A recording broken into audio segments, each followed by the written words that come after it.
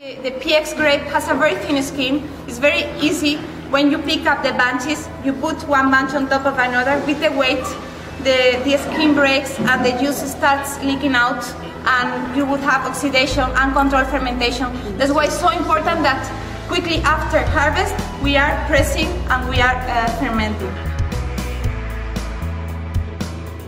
The floor appears in any case, or? The floor happens. So, in any case. In any case. What if not? What if not? It's local yeast, so it should appear. For the making of sweet wine, sweet PX, same grape, but before pressing, it's dehydrated, sun-dried. So it's converted into a resin. Those new wines are also stored here in the vats covered with plastic because the flies go in the sweet, and we want to protect them. And then they will go aging.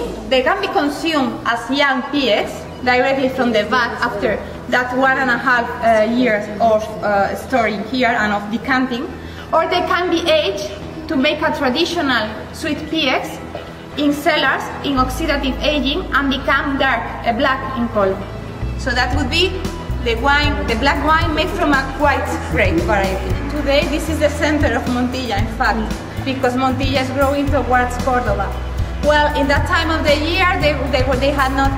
In that time, they had no air conditioning system, so they did their best with the architecture to give the good conditions for the aging of each type of wine. So now we go again and summarize the traditional wines, the wines that go aging in cellar. We have Fino and Amontillado, Oloroso and Sweet PX. Oloroso and PX are wines of oxidative aging. We will have them in cellars like the bridge cellar with contrast of temperature, with lots of aeration. All that enhances the oxidation, the oxidative process. But here we have Fino and we have Old Fino, which is in the end Amontillado. Amontillado in the end is an Old Fino. And we want more stable conditions of temperature and humidity. We have thick walls to isolate from the outside temperature. We have high ceilings, so the hot air goes up and the soil level is cooler. We have winds to aerate, to have aeration, but with blinds to protect the casks from direct sunlight. We have arena on the floor, so we sparkle, we wet in the summer, so that we increase the humidity inside every barrel, every cask of Fino.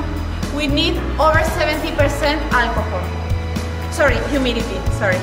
We also need 15% alcohol. In Montilla, we obtain that level of alcohol naturally from the fermentation of the mast of PX grapes, of the local grape. In other regions, and probably you are visiting some of them later, they have to fortify to add 3–4% alcohol, because below 15 there could be good yeast, if you want, but there would also be acidification, the yeast that make wine into vinegar. Over 15, at 17, 18% alcohol, there would not be development of the yeast. And actually, that's how we make Oloroso style. Speaking of Oloroso, there is always a fortification so that the yeast cannot develop properly.